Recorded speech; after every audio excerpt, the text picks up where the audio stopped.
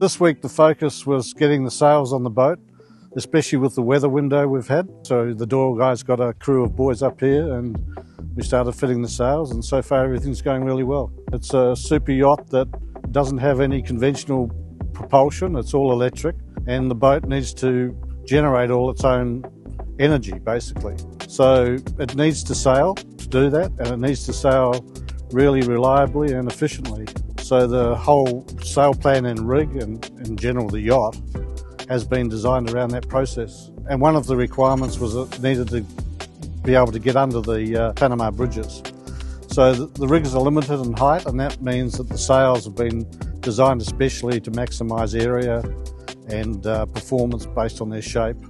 So one of the features of this boat is the amount of information we gather in terms of loads and data, which should enable us to sail the boat more efficiently and enable the crew to trim the sails to specific targets which we will learn about. And there's a lot of data coming from fibre optics, and we're developing a LiDAR sail shape development system which is used on America's Cup boats, for example, in order to help us get all that data and make it a meaningful thing for the crew.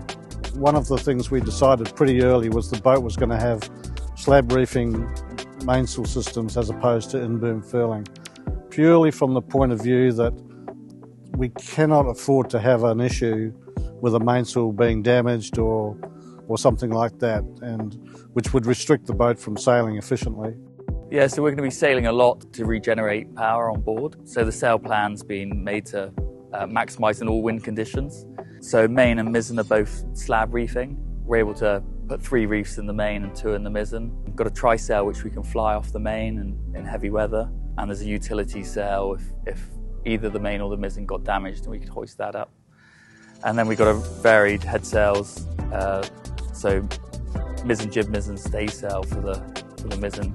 And then going forward, we've got a storm jib for heavy weather again, staysail, blade, and code 0. So we're able to reduce sail a lot, as well as fly a lot of sails all at the same time to create as much power as we need. You know, when we're off the dock, we'll probably be sailing 90% of the time. So having that big range in sailing is going to be key to keeping the boat moving all the time.